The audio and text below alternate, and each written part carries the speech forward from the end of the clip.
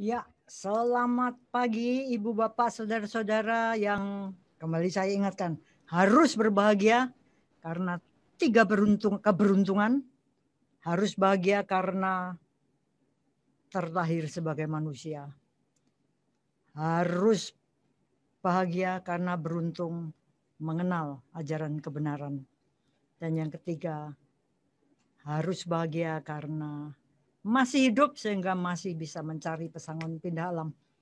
Terimalah salam Dhamma dan Namo Buddhaya.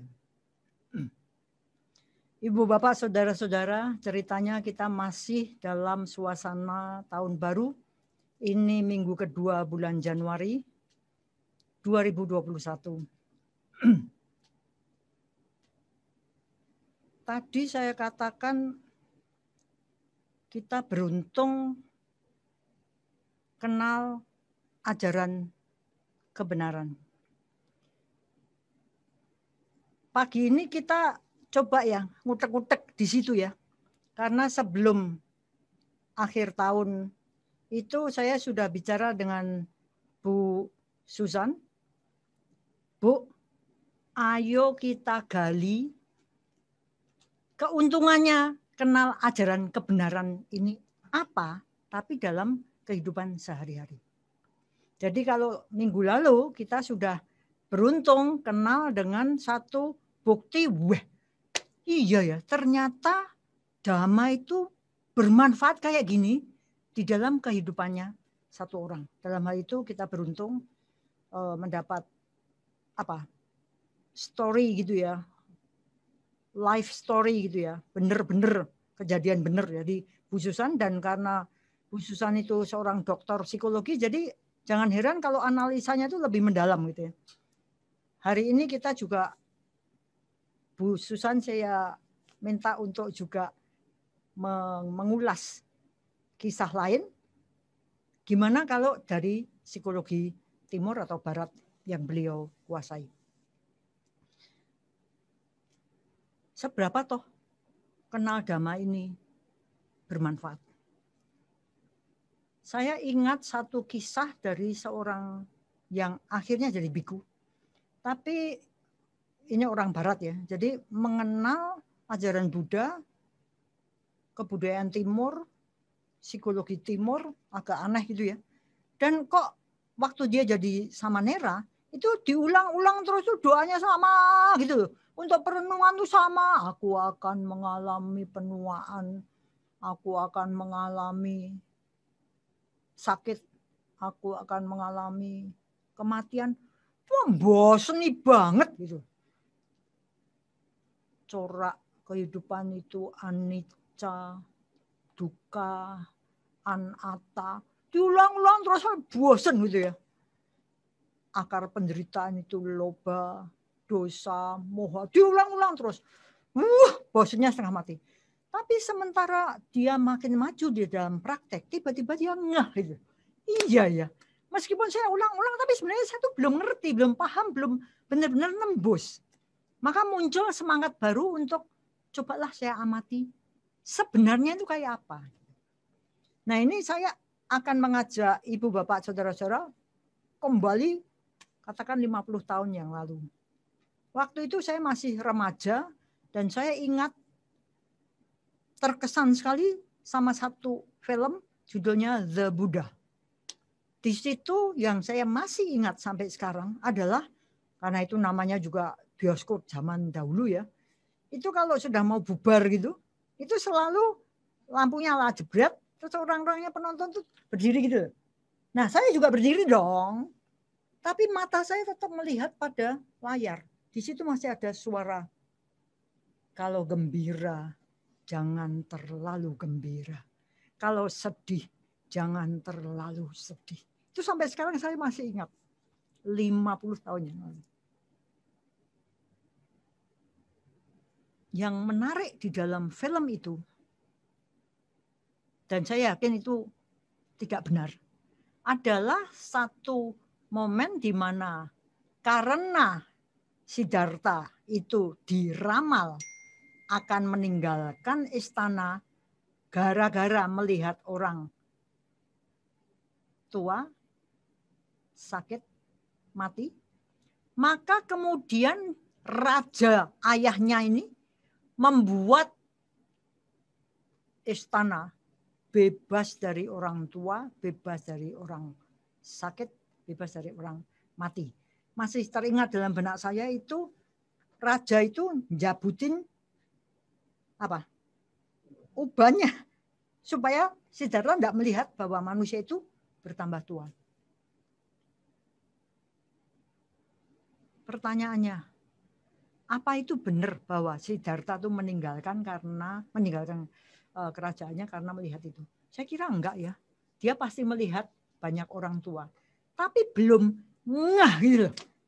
Ngerti maksud saya ya? Kita kan melihat hal yang sama berulang kali, belum tentu kita tuh ngeh, jelek gitu, belum tentu. Contoh, kita lihat orang mati, si A mati, si B mati. Kemarin Sriwijaya Air 50 orang mati. Kita baca mesake ya. Waduh iki kenapa toh? Segitu permukaan pikiran itu cuman ibaratnya diusap gitu sama berita-berita. Kena COVID, si B mati, si C mati. Waduh, semoga bahagia di alam yang baru. Kembali cuman permukaan saja. Belum ada jelek gitu. Kecuali kita ngalami sendiri. Nah, Ibu Bapak, sebenarnya kalau kita lihat ajaran Dhamma, itu kita tahulah. Kita akan mengalami penuaan. Tahulah. Begitu lahir, kita ini terus berlari sampai mesti mati. Ya tahulah. Tapi seberapa kita paham, kita meresapi, kita ngeh, kita jelek dengan kenyataan itu. Tanda tanya. Saya teringat suatu nasihat aneh dari orang tuanya teman saya. Dia seorang ibu tunggal karena suaminya mati kecelakaan. Jadi dia membesarkan anak-anaknya tangan besi sendirian. Galak, tegas. Anaknya ada yang perempuan, suatu ketika minta izin sama dia. Mah, mohon doa restu, aku mau dilamar.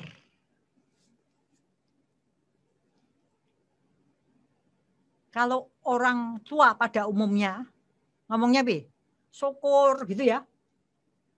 Sudah mentas, sudah jadi menungso. Sebelum dilamar itu jadinya jadi dewa. Kalau sudah dilamar jadi manusia. Dia ngomong sesuatu yang pasti Anda kaget. Ini bayangan ya, ibu sendiri, galak, tegas, perkasa. Anaknya mohon doa restu mau dilamar menuju ke pernikahan, sama ibunya ini dia ditanya, kowe wis siap nikah? Sudah siap nikah? Wis mah, sudah mah. Wis siap jadi rondo? Sudah siap jadi janda? Wah, anaknya kan kaget.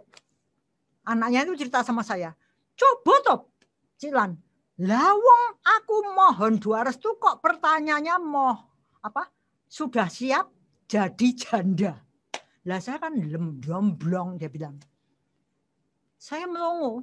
Terus mama saya ini neruskan nasihatnya.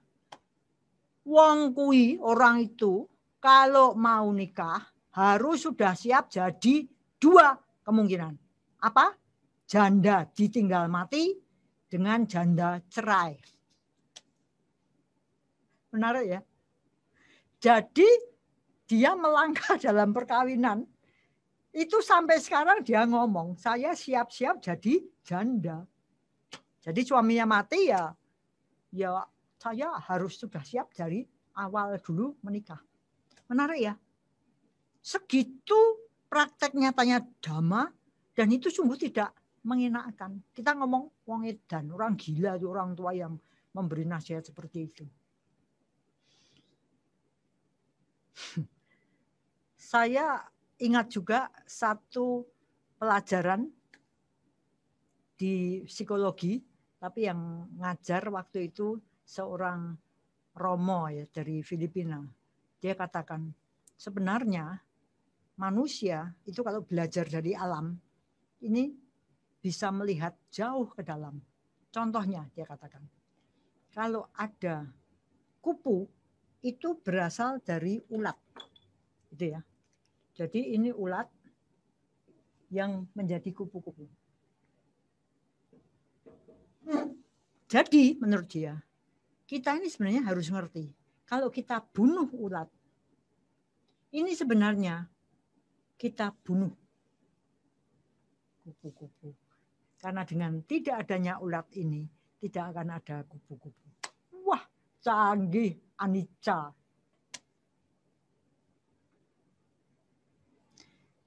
Tetapi kalau kita lihat hal-hal seperti itu, setuju enggak kalau kita katakan, wah itu ajarannya itu mengerikan itu. Siap jadi janda kah? Orang begitu lahir pasti mati. Jadi kalau Kyonghi, wah PF ikut senang. Betul ya? Orang gila enggak kalau saya lihat kelahiran saya ngomong. Bakalan mati. Saya bisa dipukulin orang. Dan jadi pelintang. Tapi apakah bukan itu sebenarnya? Bahwa satu kelahiran itu pasti berujung pada satu kematian.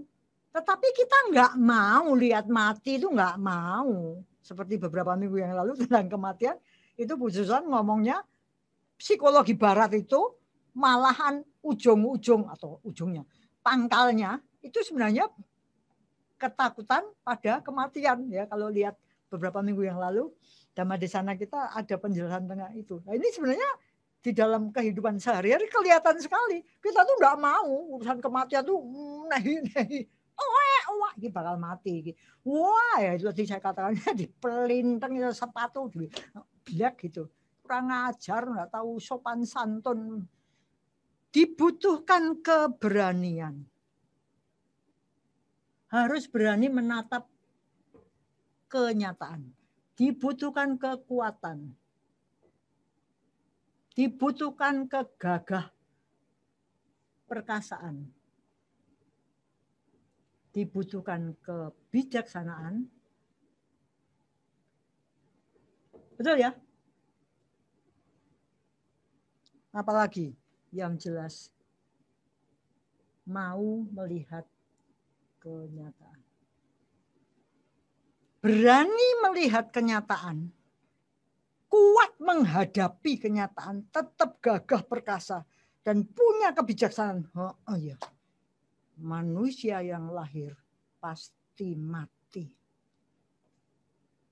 Inilah Dhamma. Maka kalau dikatakan kenal Dhamma pada waktu yang sesuai, maksudnya apa ya? Jelek, ngah, mudeng, iya ya. Itulah berkah utama. Ibu Bapak,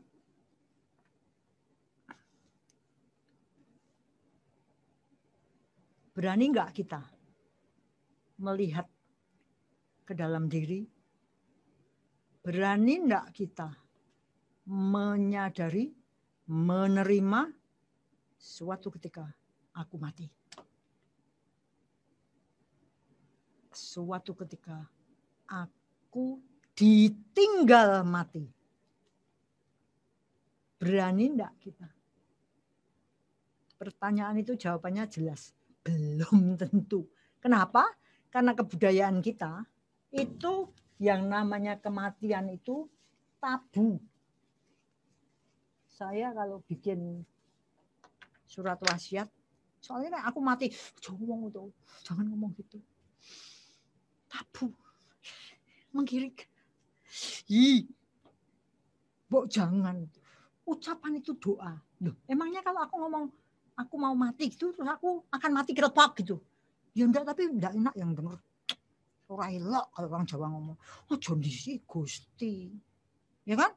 Itu sebabnya untuk menepis ketakutan ini dimunculkanlah banyak penghiburan. Kalau orang mati diomongin meninggal dunia. Telah dipanggil oleh Tuhan. Pulang ke pangkuan Bapa. Betul? Segala macam hal-hal yang seperti itu untuk membuat itu tidak begitu ngeri. Itu satu hal yang indah. Ada ayat-ayat kitab suci tapi bukan Buddhis yang mengatakan kematian adalah kemenangan. Pokoknya ciamik gitu loh. Supaya kita nggak takut mati, supaya kitanya ada kegembiraan, nggak terlalu bersedih. Intinya adalah moh gitu ya. Maka setuju nggak kalau saya ngomong? Oh iya. Kenal Dhamma itu bagikan ditapuk-tapuk gini loh. Nyah ini loh kenyataan hidup. Ini loh duka. Ngomong duka terus. Nah, kalau kamu nggak kenal duka, kalau kamu gini-gini sama duka, emangnya kamu nggak akan kesamber duka. Kesamber juga. Kamu juga akan penuaan. Kamu akan kena penyakit. Kamu akan mati. Kamu mau gini, mau ngomong dengan, wah baca parita, nanti kan tidak akan mati, nggak akan tua, nggak akan sakit. Apa iya? Itu sebabnya saya merasa sangat beruntung kenal Dhamma.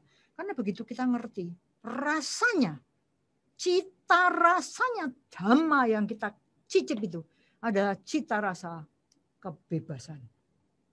Bebas. Bebas dari apa? Bebas dari rasa takut. Karena kita ngerti, nyatanya kita mau apa ya tetap penuaan terjadi.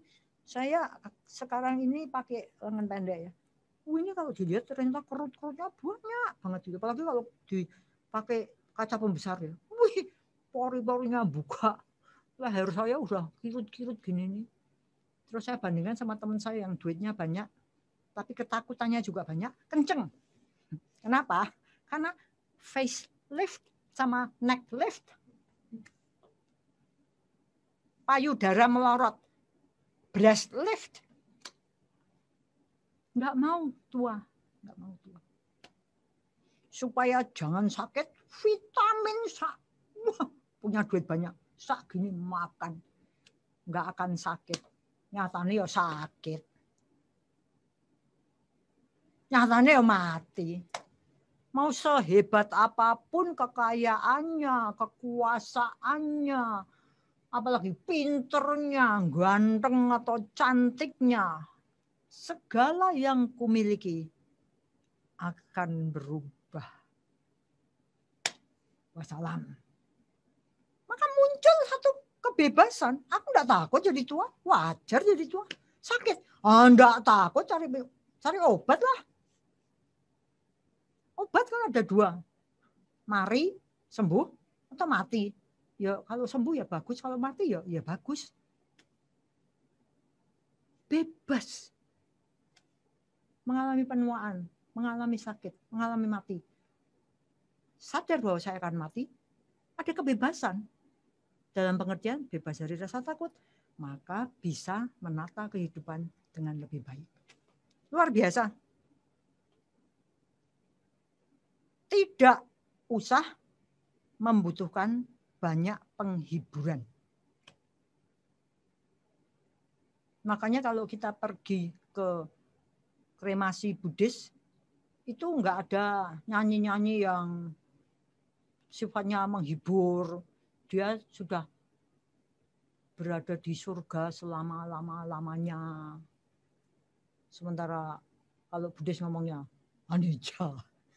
Di surga pun dia nanti ya anicca. Sampai mencapai nibbana baru dia tidak lagi terharu. Tapi sebelum sampai nibbana geblak-gebluk pun panting dalam alam samsara.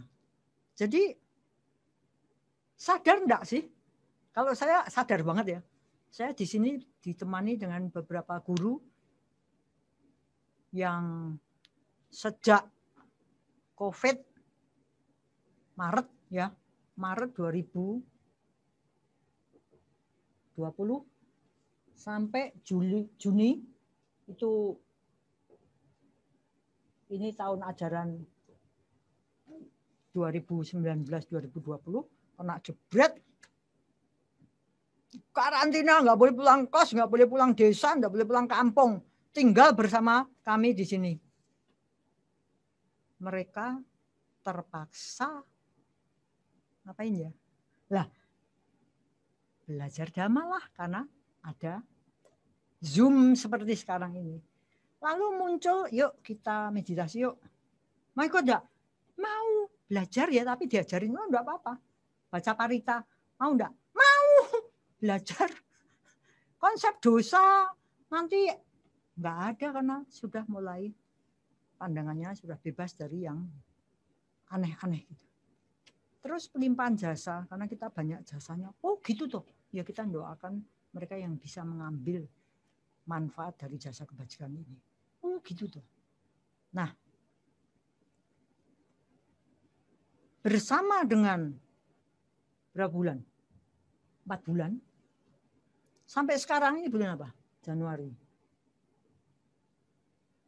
Berarti sudah hampir 1 tahun. Ya, kurang 2 bulan lagi sudah 1 tahun. Apa saja yang dipelajari oleh orang-orang yang agamanya itu bukan Buddha. Tetapi kenal Dhamma itu ceritanya bukan terus belot dari agamanya masing-masing, enggak. Karena Dhamma kembali adalah ajaran kebenaran, ajaran kebajikan. Ajaran yang membebaskan dari hal-hal yang toh yang diajarkan adalah kenyataan. Maka menarik sekali kalau lama-lama mereka apal juga dengan istilah-istilah parita, istilah-istilah dalam bahasa Pali, anicca, dukkha, anatta. Wah, canggih. Ada yang sudah mulai mikir penyebabnya dukkha itu adalah loba, dosa, moha. Berarti aku sekarang akan pindah ke sana menambah aloba, adosa, amoha. Wih, ciami. Saya sampai terlongong-longong melihat bagaimana ternyata mereka ini mencapai pembebasan selapis demi selapis. Muncul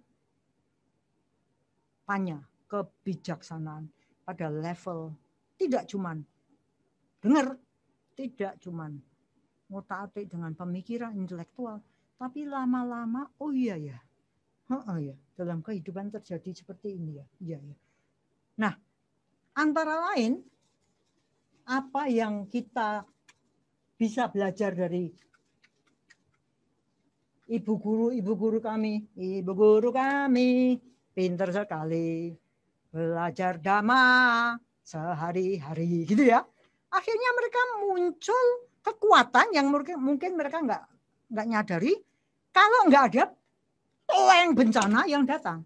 Gitu loh. Kita kan nggak ngerti tuh seberapa kuatnya kita. Kita kan nggak ngerti tuh seberapa pinternya kita. Hari ini yang namanya Adi yang pinter sekali kelihatan goblok karena ternyata ada yang dia nggak tahu. Muncul kesadaran. Oh iya ya, terbuka kesempatan aku untuk lebih pinter. Seneng loh. Pola pikir Dhamma tuh enak gitu loh. Daripada aku mau saiki bantu cilan mau repot.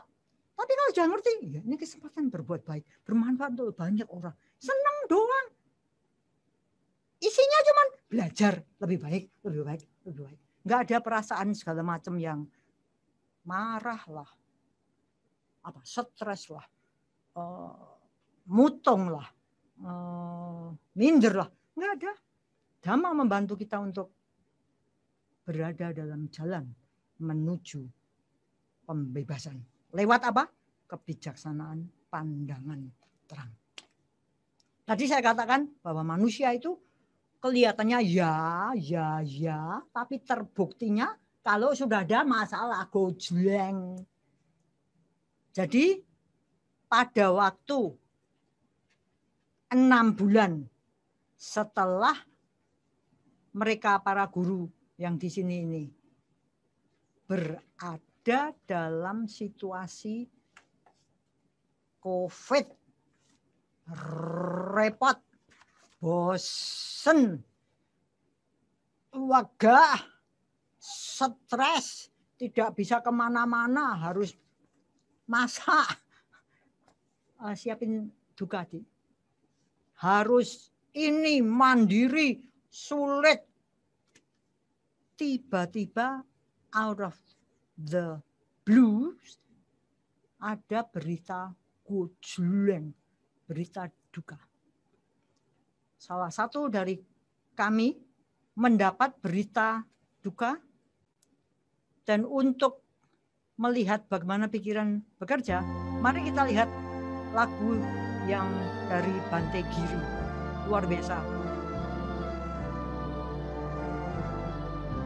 Inilah duka.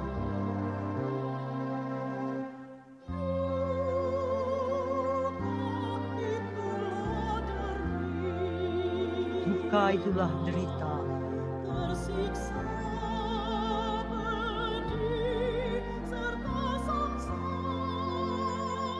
Tersiksa, pedih, serta sengsara.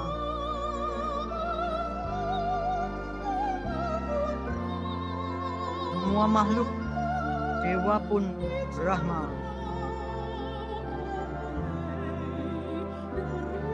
dicengkeram oleh derita.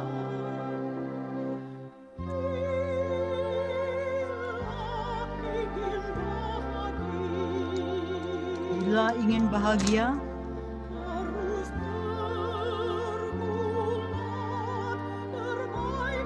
harus berjuang perbaiki karma.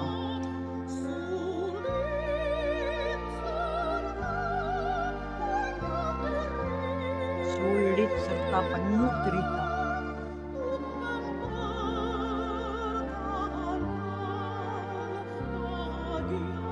Untuk pertahankan bahagia. Lahir Tuhan mati, sedih, takut, cemas, putus asa, penderitaan, dan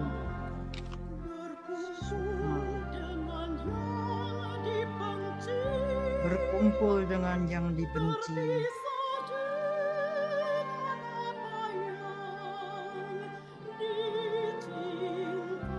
Berpisah dengan apa yang dicinta.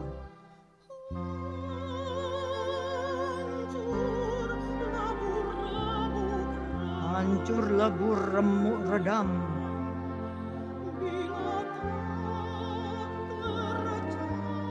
Bila tak tercapai cita-cita. Duka. Kaulah corak yang nyata.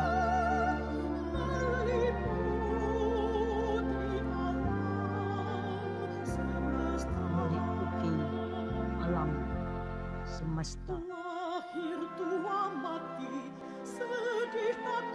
Lahir Tuhan mati, sedih, takut, cemas, putus asa, penderitaan, dan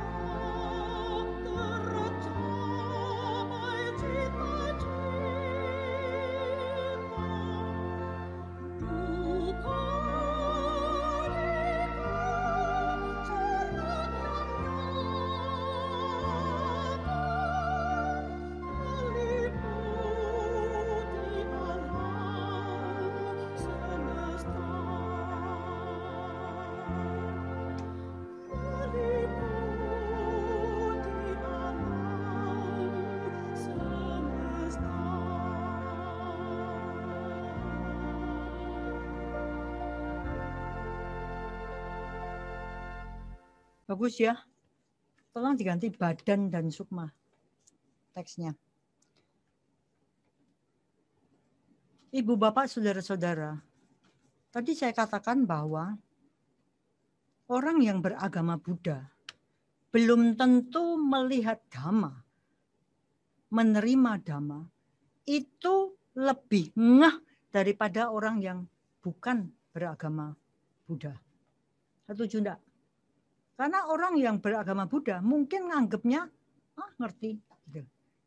Sementara orang yang non-Buddhis, banyak kali mereka kaget-kaget loh. Ada pola pemikiran seperti ini.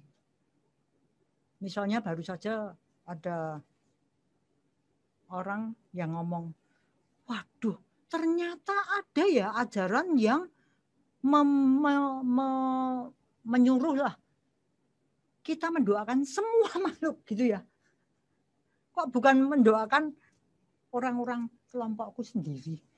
Kok mendoakan semua makhluk termasuk juga binatang, termasuk juga alam-alam halus mungkin seperti itu. Semua makhluk kok didoakan.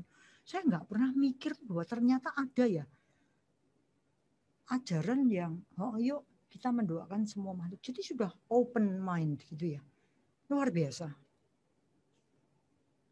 Makanya saya pribadi merasa luar biasa beruntung kenal Dhamma.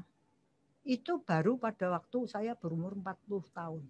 Selama 40 tahun itu saya hidup dalam kebingungan karena banyaknya konflik-konflik, pertanyaan-pertanyaan yang nggak punya jawabnya.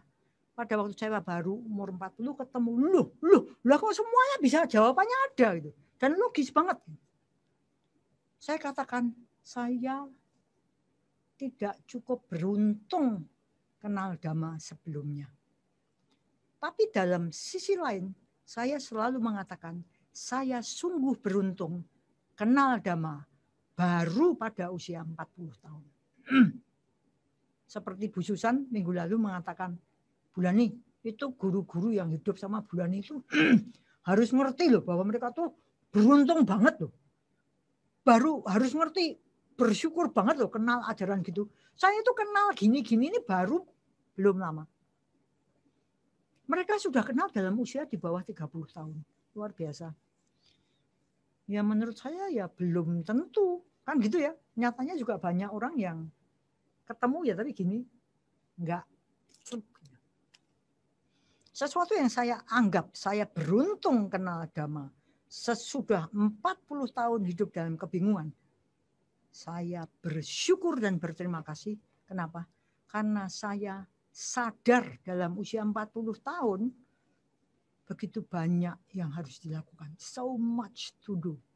So little time. Begitu sedikit waktu yang aku punya. Saya mau hidup berapa sih? Berapa tahun sih? Kalau dilihat kita putra bangsa itu tahun 2005. Sekarang berapa? 15 tahun ya. 2020. 15 tahun. Satu rangkaian dari 2005 mulai TK sampai sekarang 15 tahun ini kalau didobelkan gitu ya. Saya belum tentu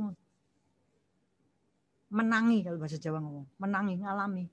Karena mungkin saya sudah mati dalam kurun waktu itu.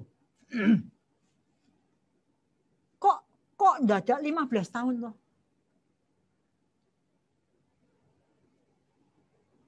Tanggal 1 Januari. Sampai sekarang berapa? 10 hari ya. Jangka 10 hari ini kalau di 10 hari lagi, belum tentu saya bisa menang. Segitu kan? Memikirkan alangkah sia-sianya kehidupan kalau tidak dimanfaatkan sebaik-baiknya. Maka sungguh beruntung bahwa kita, berapapun umurnya, kenal Dhamma dan mau belajar mendalami, memahami, mempraktekkan. Salah satu tadi saya katakan dari kami ini namanya gigi. Itu dihantam dengan satu toeng coraknya duka. Ya, Ibu Bapak, saya berhasil membujuk merayu, tapi rayuannya bukan gombal karena sukses. Jadi Kiki ini, kembali saya katakan tadi, usianya masih di bawah 30 tahun dan bukan agamanya Buddha. Makanya ini yang saya anggap sebagai satu luar biasa ya. Karena ternyata dhamma itu membantu luar biasa di dalam kita mengarungi kehidupan. Di sini Kiki akan menceritakan dari satu karya yang telah dia tulis dengan apik tentang duka yang menerpa dia sesudah 6 bulan sejak karantina COVID. Jadi ini terjadi sudah lumayan lama, sudah banyak kenal anicca dukkha anatta dan sebagainya, sudah kenal meditasi, baca parita, pelimpahan jasa. Jadi sudah lumayan kenal dengan pola pikir Dhamma. Ayo Ki, Bu Susan, silahkan nanti di komentari karena Bu Susan lihai dalam urusan dengan memberi ulasan. September 2020, saya kehilangan lelaki yang paling saya hormati dan paling saya sayangi. Ya, papa saya. Tidak ada firasat apapun seperti tersambar petir. Papa yang saya tahu sebelumnya sehat, tiba-tiba dipanggil Tuhan. Cik Lan mendatangi saya dan memberikan petuah yang sudah saya sering dengar. Tapi menurut saya, hari itu adalah hari di mana kata-kata beliau sungguh masuk ke hati saya.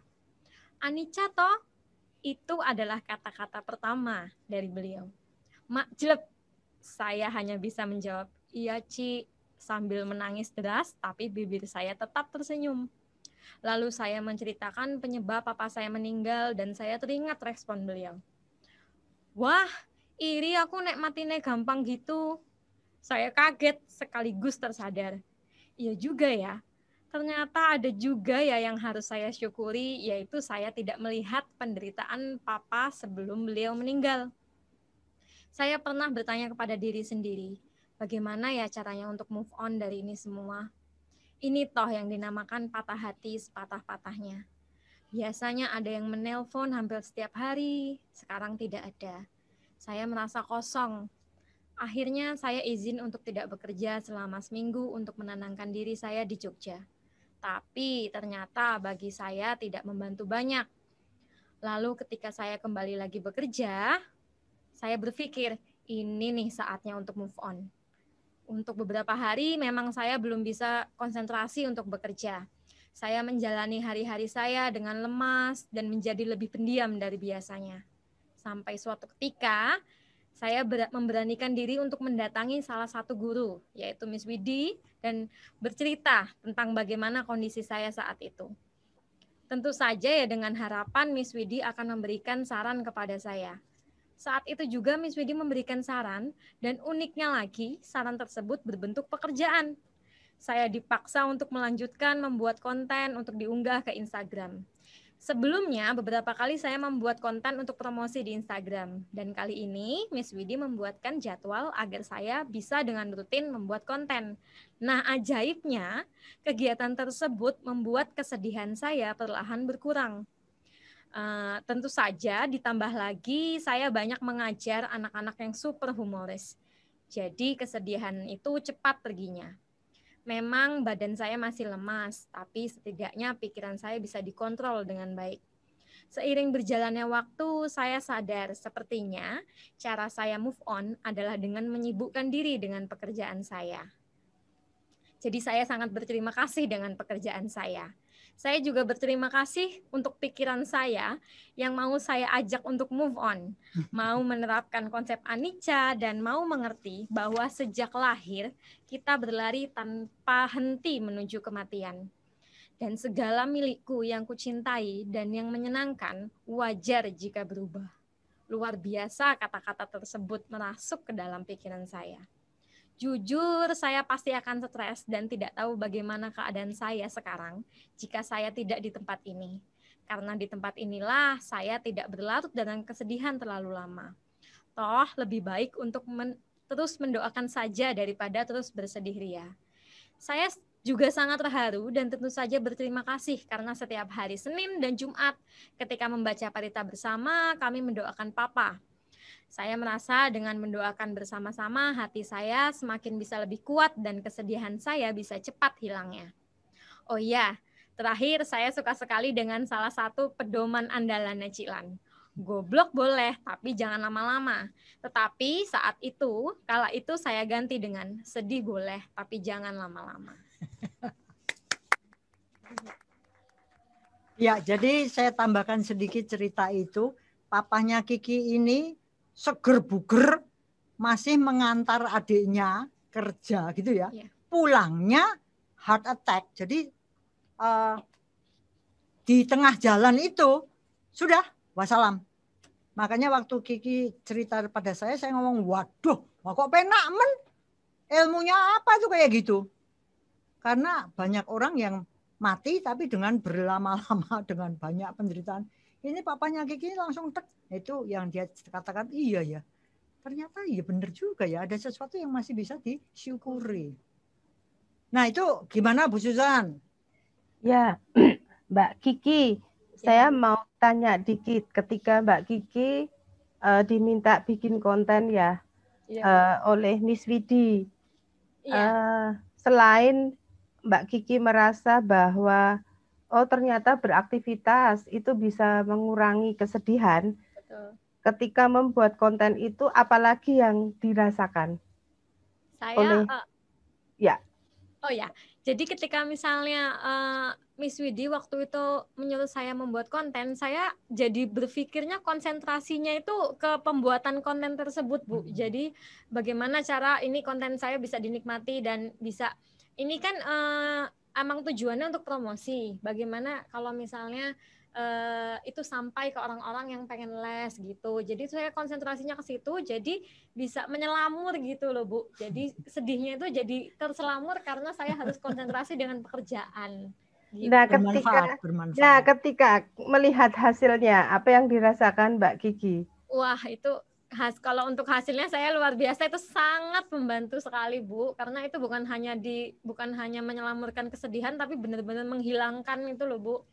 Jadi mengajar, terus habis itu membuat konten. Jadi kayak manfaatnya itu banyak sekali. Salah satunya itu hilang sedihnya, itu hilang perlahan-lahan gitu loh Bu. Jadi udah nggak kepikiran lagi tentang kesedihan-kesedihan itu. Iya, Bu Lani, mungkin beberapa hal yang bisa saya tanggapi. Tapi nanti Bu Lani bisa lebih dalam untuk menanggapi. Kalau pertama, justru yang pengen saya tanggapi adalah kita sebagai orang yang ditinggalkan, persis seperti yang dirasakan Kiki dan juga Bu Lani, bahwa kita perlu bersyukur ketika orang yang kita cintai itu meninggalkan kita dalam kondisi tidak penuh penderitaan. Ini yang menurut saya kita perlu bersyukur, karena mungkin orang itu punya banyak karma baik gitu ya, sehingga meninggalnya itu tidak penuh penderitaan. Tetapi refleksi saya pribadi, Bu Lani, justru karena bisa jadi setiap orang itu meninggalnya tanpa persiapan, itu artinya kesempatan saya menebus dosa kecil. Kalau tidak disiapkan sejak masih hidup, maksud saya begitu. Kadang-kadang itu saya merasa orang yang punya sakit terminal illness ya, itu sebetulnya lebih disiapkan untuk mati, segera berbuat baik. Ya. Nah, kadang-kadang orang yang matinya mendadak itu, terlepas dari perbuatannya buruk atau baik, itu kalau enggak nabung karma seperti karma baik seperti yang Bu Lani katakan, itu bisa jadi kita enggak siap ya untuk pindah alam yang lebih baik. Maka terima kasih Mbak Kiki sharingnya. Ada dua hal. Kita perlu bersyukur orang yang kita cintai tidak meninggal penuh penderitaan. Tetapi saya sendiri merefleksikan, nek aku mati mendadak, kapan nabung karmanya?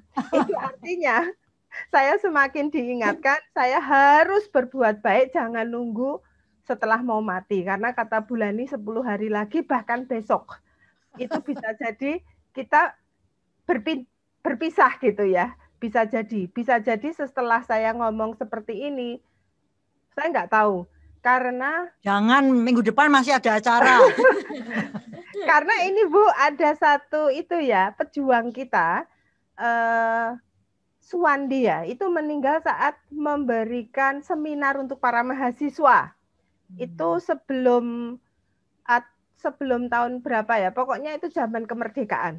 Nah ini yang menurut saya hebatnya, bahkan saat berkarya pun orang itu kalau memang saatnya dipanggil itu bisa jadi itu di tengah seminar Bu, betul-betul saat talk gitu ya. Nah pas ini berbuat baik ya. Betul. Nah ya kalau saya matinya gitu toh Bu, kalau enggak. Nah ini yang menurut saya, terima kasih Mbak Kiki. Nah lalu yang kedua, saya senang karena yang dikatakan Miss Kiki itu adalah daripada bersedih saya mendoakan. Nah ini menurut saya apa yang dilakukan Miss Kiki ini bukan serta-merta selfish gitu. Maka saya tadi tuh pingin tahu kalau membuat konten selain Miss Kiki itu merasa itu bisa membuat Miss Kiki itu terdistraksi ya. Terdistraksi itu artinya dipisahkan untuk sesaat dari fokus ke hal-hal yang menyedihkan. Iya. Nah, itu pertanyaan saya mengapa penting? Karena kalau kita membuat sesuatu, berbuat sesuatu, dan ternyata ketika kita melihat hasilnya itu bermanfaat bagi orang lain. Nah, ini yang saya sebut perpindahan dari fokus ke kesedihan diri menuju ke berbuat baik ke orang lain. Nah, ini yang menurut saya mungkin bisa kita lakukan, nggak hanya Miss Kiki gitu ya.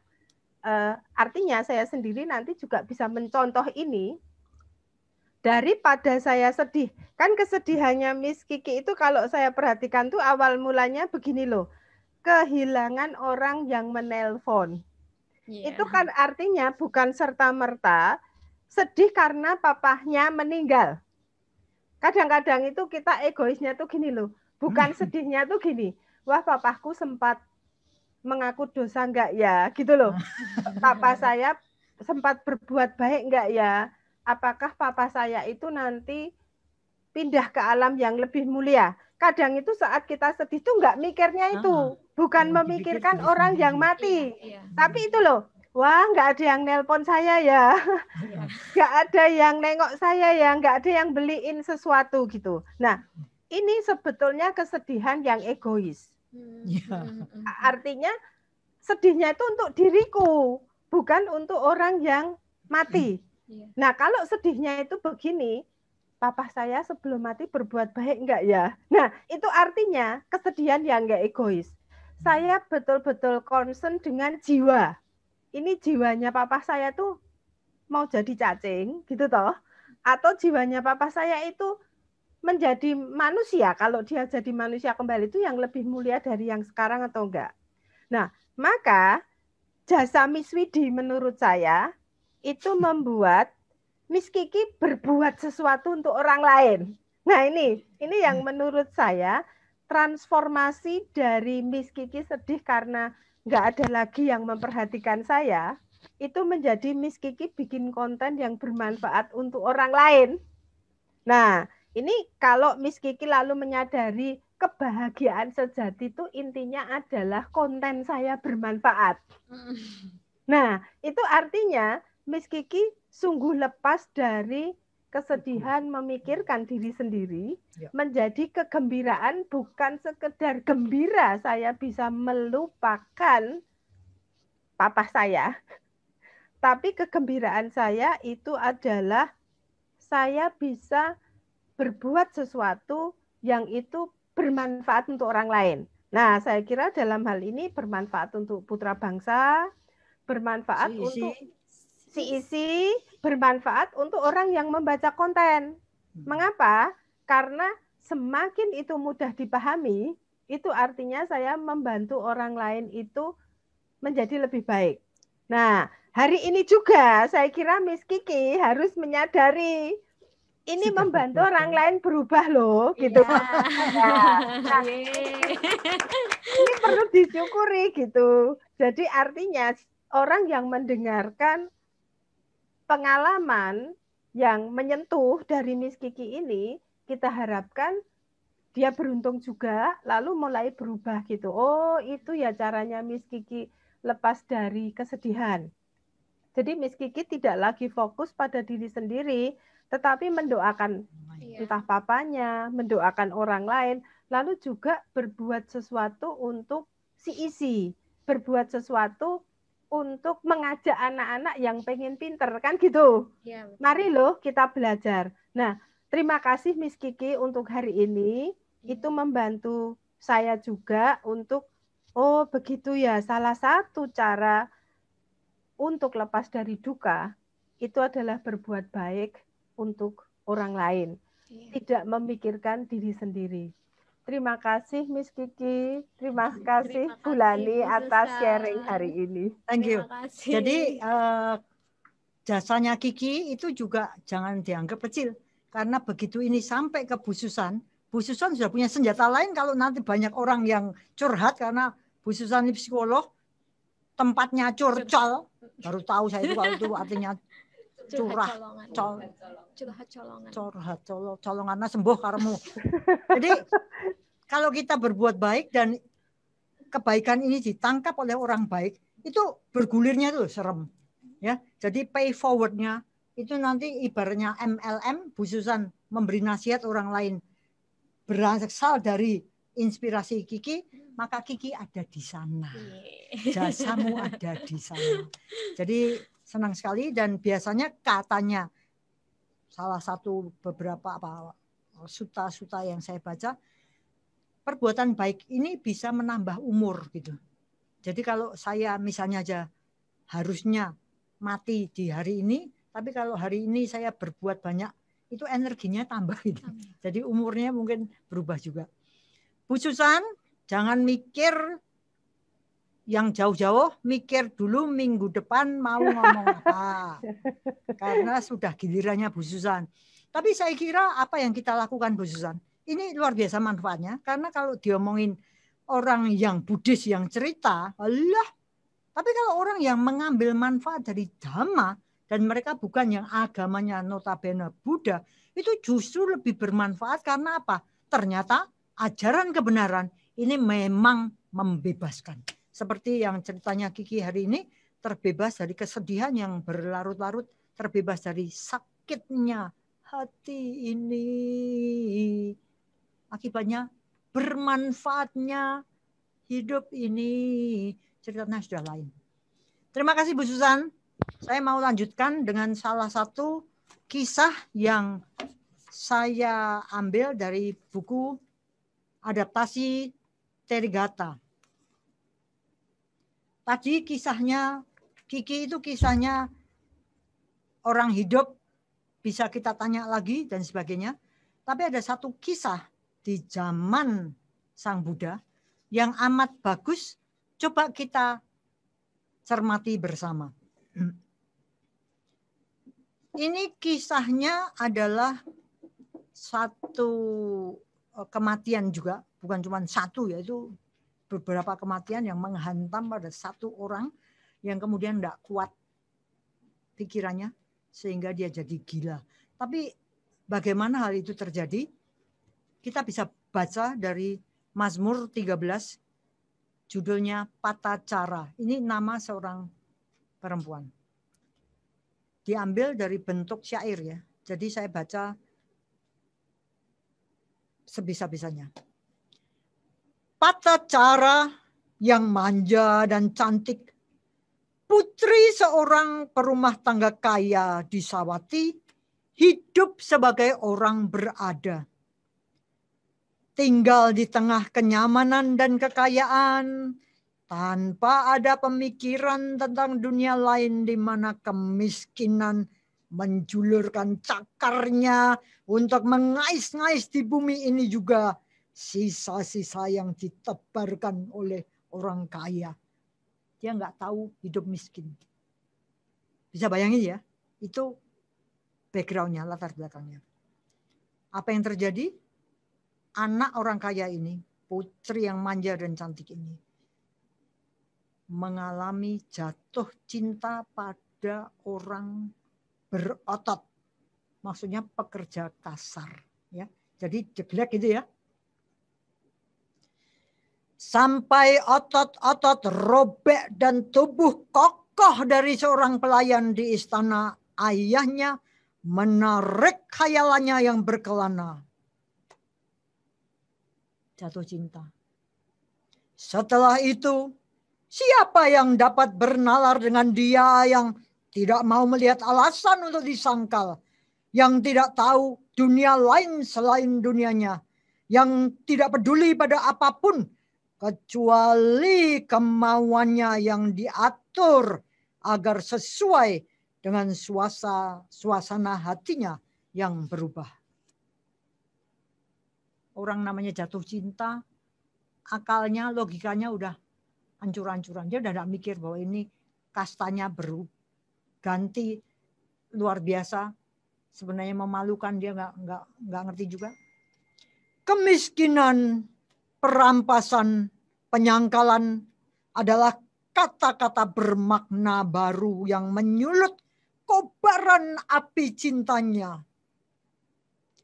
Menolak dunianya, dia meninggalkan semua yang dia punya. Pecah gesang derek sampeyan.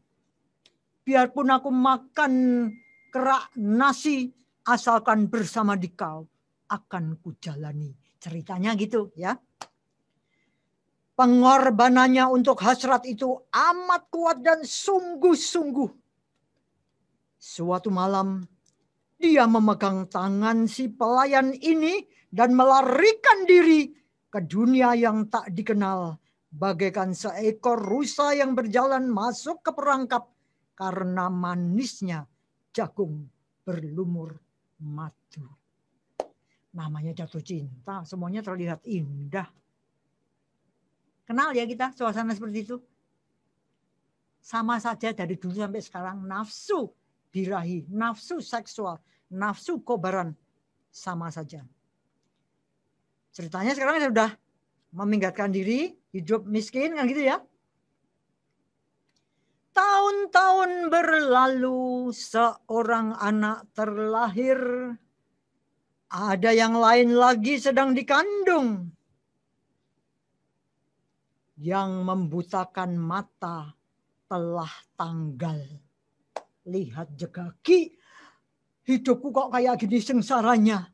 Cintanya bye-bye. Saya ulang ya. Tahun-tahun berlalu, seorang anak terlahir. Ada lagi yang lain sedang dikandung. Yang membutakan mata telah tanggal.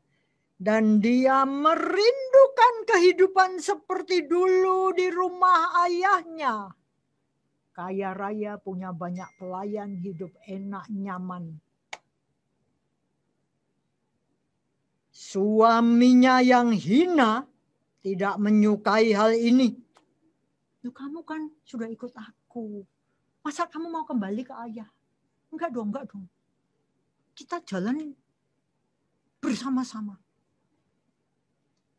Tapi tata cara ini, dia ingin kemauannya dituruti. Pokoknya kita balik ke istana ayah. Jadi mereka berangkat ke Sawati. Nah ya, babak 2 ya. Capek, hidup miskin rekoso.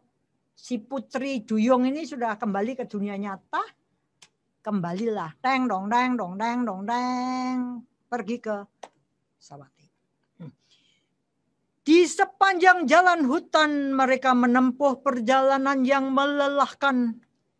Sampai dia berbaring di hamparan dedaunan. Waktunya tiba dan jauh dari rumah dia melahirkan anak lagi. Owe. Bisa bayangin? Di tengah jalan, di hutan, anaknya lahir. Penderitaan bertambah. Suaminya meninggalkan dia dengan 2 anaknya mencari dedaunan, beberapa cabang pohon untuk melindungi mereka dari angin dan hujan sampai mereka dapat melanjutkan perjalanan lagi. Nggak mungkin toh harus mesti berjalan langsung, nggak bisa. Jadi beberapa hari mesti tinggal di situ. Suaminya pergi. Jam-jam berlalu. Dia terbaring di sana ketakutan. Satu anak menangis dan satu anak digendongan. Menangis minta bantuan, dia memanggil suaminya. Kakanda, Mas, Ayah, Bapak. Tapi hanya gema hutan menjawab permohonannya. Satu anak digendongan, satu anak berjalan di sampingnya. Dia menelusuri hutan mencari suaminya.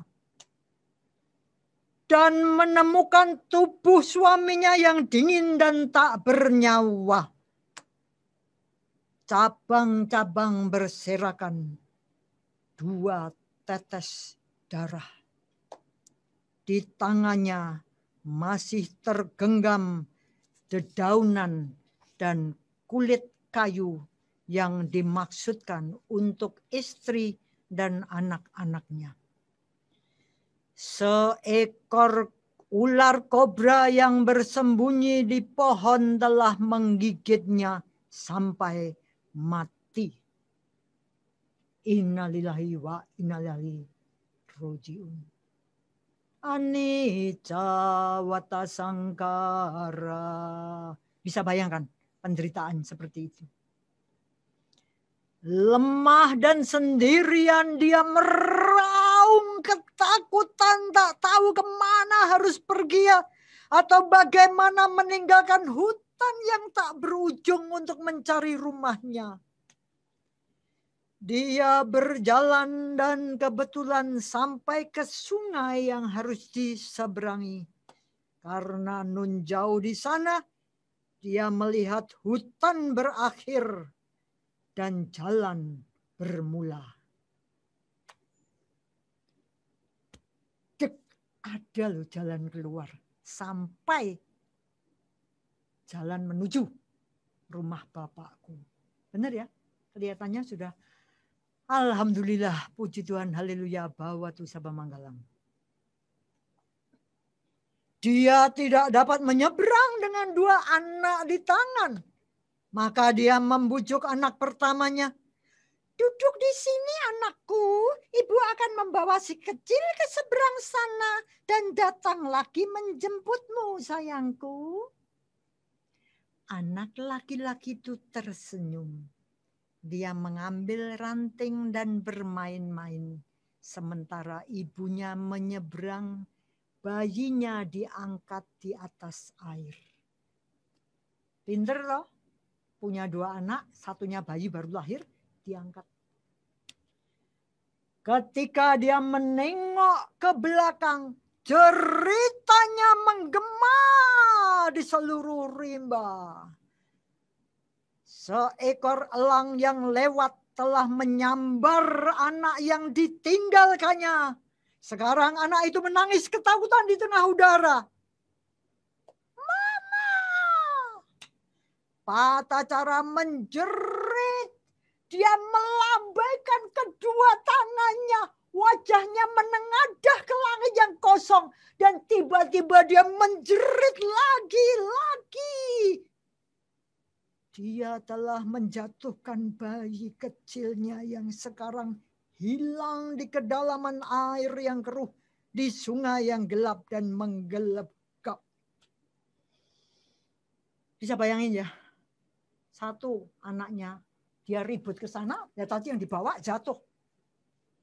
Satu kehidupan telah berakhir. Kehilangannya terlalu besar untuk ditangisi. Dia menyeberangi sungai. Kaki-kakinya terlalu lemah untuk menanggung beban kehilangan. Dia menghentikan orang yang lewat untuk bertanya jalan menuju ke istana ayahnya. Hanya untuk diberitahu. Badai tadi malam telah menghancurkan istananya dan dia, istrinya dan putranya meninggal. Kata mereka. terkubur di reruntuhan. Keluarganya mati, kena bencana lain. Jadi dia kehilangan berapa? 3 ya, suami, anak 2, plus orang tua dan saudaranya. Habis. Ada kedalaman di mana pikiran manusia bisa tenggelam. Ada batas di mana hati manusia bisa menanggung. Ada kehilangan yang bisa ditangani manusia. Patacara telah melampaui semuanya. Dia kehilangan akal sehatnya, kehormatannya tidak dihargai, lebih daripada sampah yang dilemparkan ke gagak-gagak. Telanjang dan mengoceh dia meneriakkan kehilangannya dan menjelajahi jalan-jalan di Sawati. Sementara dia dilempari batu oleh anak-anak miskin. Sampai kebetulan dia sampai di aula khotbah Sang Buddha. Serem ya, kesialan kayak gitu, cerita bencana kayak gitu, masih ada karma baik yang berbuah. Tersiok-siok, kok yondilalah kebetulan dia masuk ke aulanya Sang Buddha. Telanjang loh ini, orang gila ya. Seseorang melemparkan selendang kepadanya. Dia membungkuskan ke tubuhnya dan duduk di antara kerumunan pendengar. Telinganya yang tersiksa masih mendengar tangisan anak di dalam cengkeraman elang. Seperti dalam mimpi, dia mendengar khotbah Buddha yang lembut.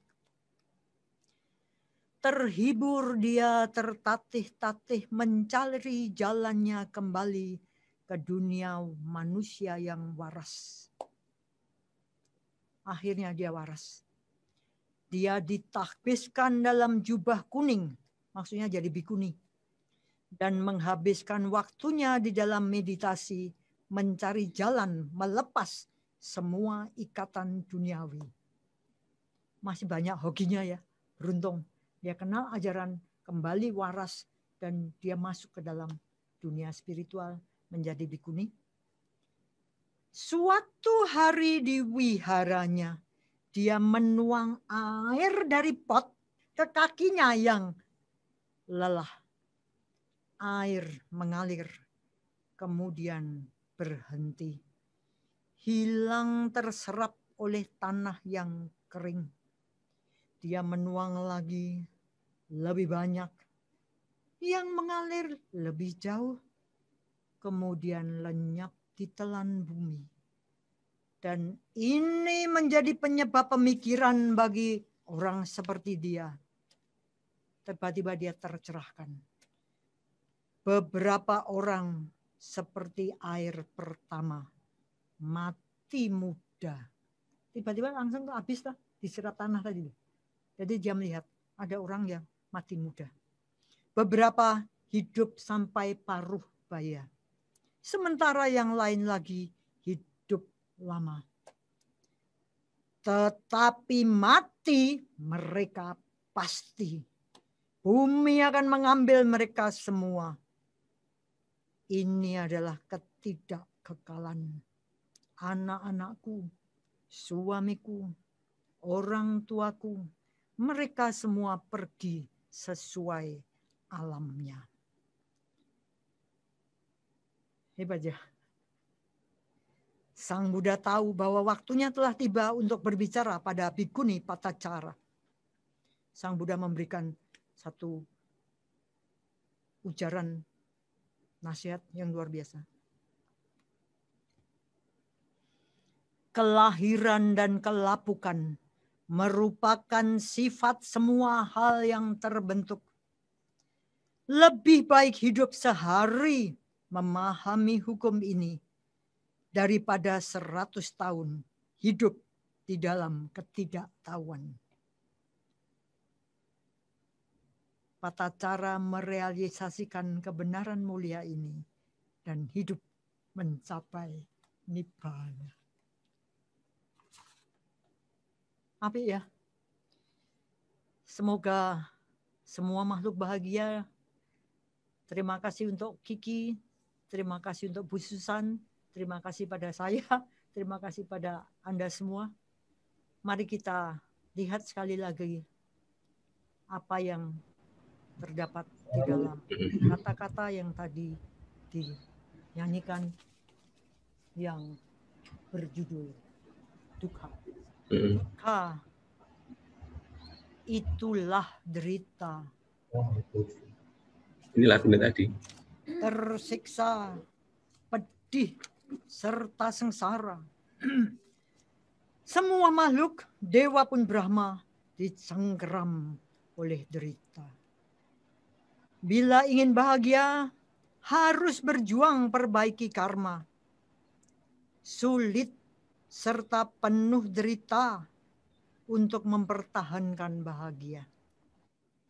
Lahir, tua, mati, sedih, takut, cemas, putus asa, penderitaan badan dan sukma, berkumpul dengan yang dibenci, berpisah dengan apa yang dicinta, hancur lebur, remuk redam bila tak tercapai cita-cita. Dukkha, dikaulah corak yang nyata meliputi alam semesta. Semoga kita terus berjuang untuk mengikis dukkha, membebaskan pikiran dari loba, dosa dan moha, sehingga suatu ketika nibbana terbebas. May all beings be happy and may the best come to us. Sadhu, sadhu, sadhu.